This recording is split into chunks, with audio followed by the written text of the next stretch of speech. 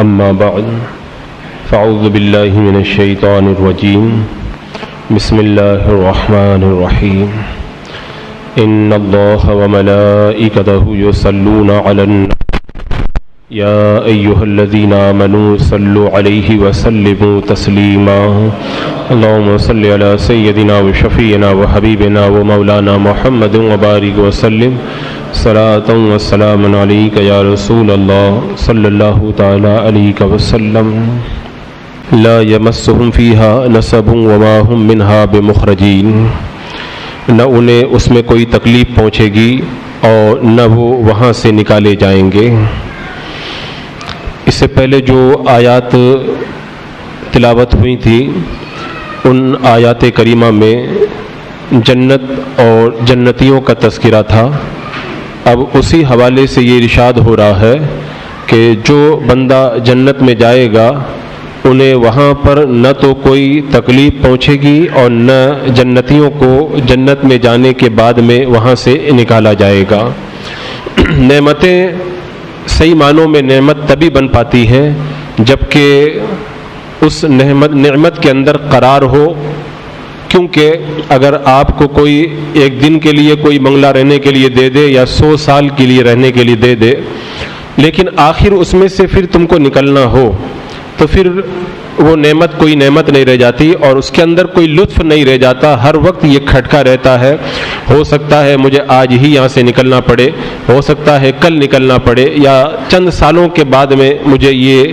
سارا آرام چھوڑ کر کے یہاں سے کوچ کرنا پڑے۔ لیکن جب ساتھ میں یہ بشارت دے دی جائے کہ تمہیں یہ دیا جا رہا ہے اور ساتھ ہی ساتھ تمہیں یہ بشارت بھی ہے کہ تم اس میں ہمیشہ رہو گے، تمہیں اس سے نکلنا نہیں ہے، تب پھر نعمت کا لطف بڑھ جاتا ہے۔ تو اللہ تبارک و تعالیٰ نے فرمایا کہ تمہیں اس میں کوئی تکلیف بھی نہیں ہوگی اور تم وہاں سے نکالو بھی نہیں جاؤ گے۔ اچھا، تکلیف نہیں ہوگی یہ بھی ایک بہت بڑی نعمت ہے۔ اگر کوئی آدمی سونے کے بنگلے میں رہے لیکن اس کی طبیعت ہی صحیح نہ ہو تو اسے بنگلے میں کیا آرام ملے گا؟ اگر کوئی آدمی بڑے عیش و عشرت والی جگہ کے اندر ہو لیکن اسے کوئی ٹینشن ہو یا کوئی ایسی چیز ہو جس کی بنیاد پر وہ پریشان ہو تو پھر وہ نعمت کا لطف ختم ہو جاتا ہے۔ تو یہاں پہ جو یہ ارشاد فرمایا گیا کہ جنتیوں کو جنت میں جانے کے بعد میں کوئی تکلیف نہیں ہوگی، تو اس طرح سے نعمت کو اللہ نے تام کر دیا، ہمیشہ بھی رہو گے اور تمہیں اس کے اندر کوئی تکلیف کا احساس بھی نہیں ہوگا۔ اور اس طرح کی روایتوں میں موجود بھی ہے کہ جب جنتی جنت میں چلے جائیں گے اور جہنمی جہنم میں چلے جائیں گے تب پھر موت کو مینڈے کی شکل میں لا کر کے ذبح کر دیا جائے گا اور جہنمیوں سے کہا جائے گا اب تمہارے لیے موت نہیں ہے، ہمیشہ تمہیں جہنم میں رہنا ہے، اور جنتیوں سے کہا جائے گا اب تمہارے لیے موت نہیں ہے، اب تمہیں ہمیشہ جنت میں رہنا ہے۔ یہ سارا منظر دیکھ کر جہنمی اتنا روئیں گے، اللہ اکبر، وہ ان کے غم کا پھر ایسا عالم ہوگا جس کو بیان نہیں کیا جا سکتا، اور پھر جنتیوں کی خوشی کا بھی کوئی ٹھکانہ نہیں رہے گا۔ تو فرمایا گیا کہ جنت چونکہ عیش و آرام کی جگہ ہے، راحت اور سکون کا گھر ہے، اس لیے جنت کے اندر کوئی تکلیف اور مشقت نہیں ہوگی، اور کسی شے کے حاصل کرنے کے لیے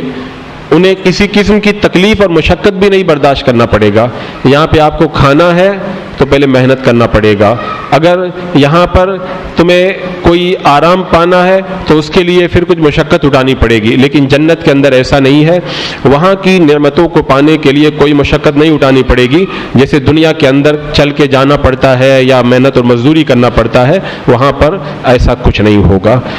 اور حدیث پاک میں ہے کہ سب سے پہلا زمرہ جو جنت میں داخل ہوگا ان کے چہرے 14ویں رات کے چاند کی طرح چمکدار ہوں گے، اور اس میں نہ انہیں تھوک نکلے گا اور نہ کھنگار آئے گی اور نہ ہی انہیں پیشاب پخانے کی حاجت ہوگی۔ جنت میں سب کے برتن جو ہے وہ سونے کے ہوں گے اور ان کی کنگیاں یہ سونے اور چاندی کی ہوں گی،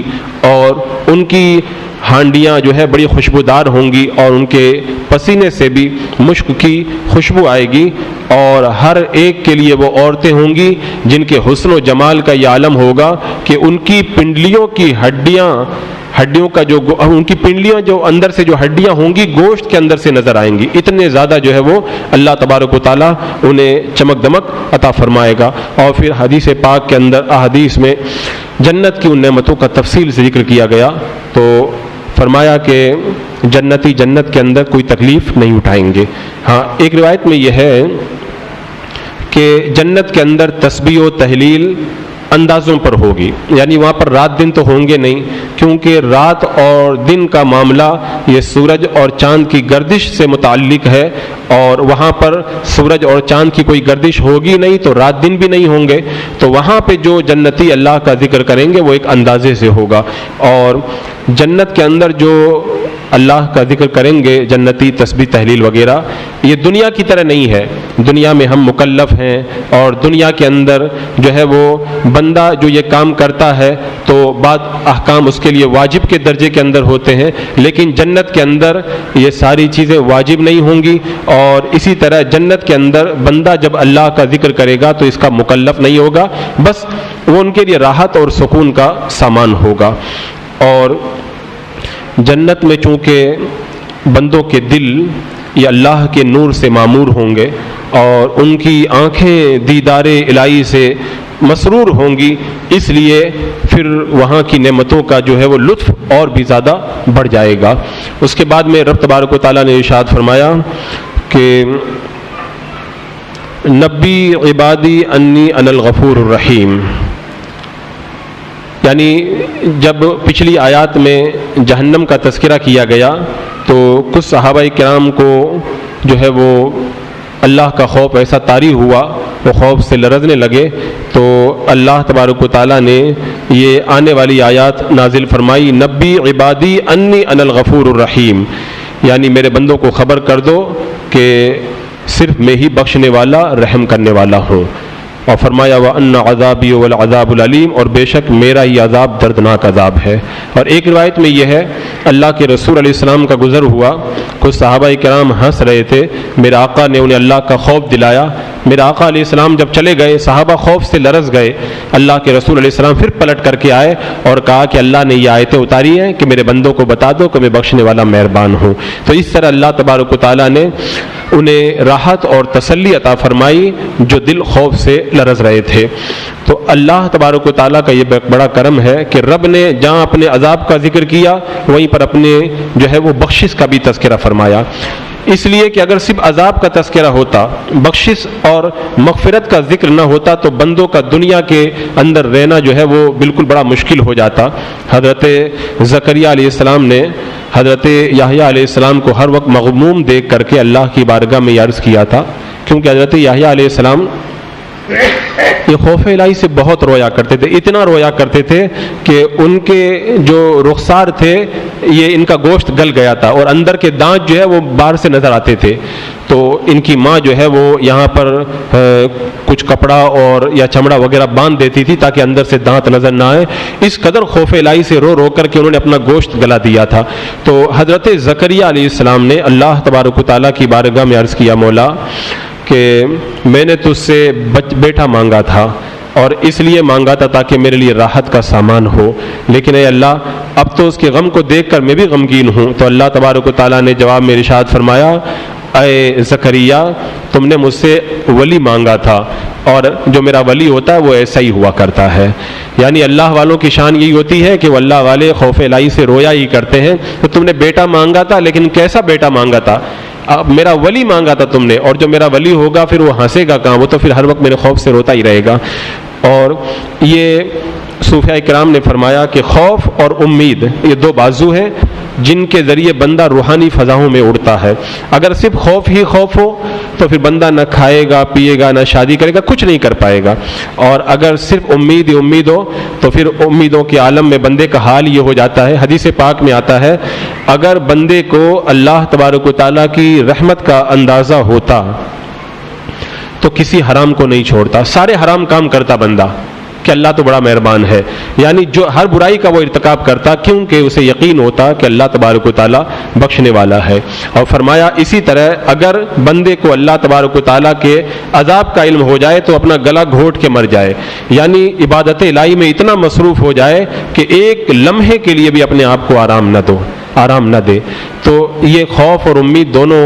اللہ کا بڑا کرم ہے۔ اللہ تعالیٰ جو ہے وہ انہی دونوں ذریعوں سے بندے کو آگے بڑھاتا ہے۔ اگر بندہ گناہ کی طرف جاتا ہے تو خوف آگے بڑھاتا ہے، اور بندہ اگر امیدوں کے اندر مبتلا ہو کر کے جب دنیا میں مگن ہو جاتا ہے تو اس وقت کے اندر اللہ کا خوف آگے آیا کرتا ہے۔ حضرت عیسیٰ علیہ السلام اور حضرت یحییٰ علیہ السلام، یہ دونوں حضرات کی ملاقات ہو گئی ایک جگہ، دونوں اللہ کے نبی۔ حضرت عیسیٰ علیہ السلام حضرت یحییٰ علیہ السلام کے سامنے مسکرائے، تو حضرت یحییٰ علیہ السلام نے کہا کہ آپ کے مسکرانے پہ مجھے بڑا تعجب ہو رہا ہے، آپ ہنس رہے ہیں،